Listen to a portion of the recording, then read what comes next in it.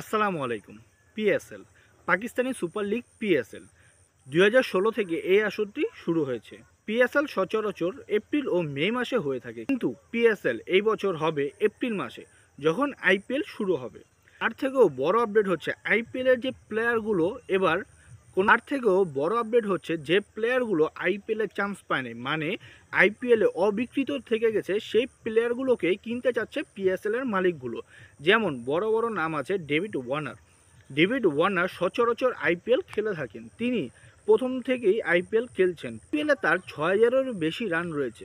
তারপর যদি বলি কেন উইলিয়াম, নিউজিল্যান্ডের সাবেক অধিনায়ক কেন উইলিয়াম লিজেন্ডারি এক ব্যাটসম্যান, এবার আইপিএলে তাকে কোনো দল কিনে নেয়, যার ফলে পিএসএল চাচ্ছে কেন উইলিয়ামের মতো প্লেয়ারগুলোকে তাদের দলে ভিড়াতে। জনি বেস্টো হচ্ছে ইংল্যান্ডের উইকেট কিপার যে ব্যাটারকে সানরাইজার হয়ে প্রত্যেক বছর আমরা নিয়মিত দেখে থাকি।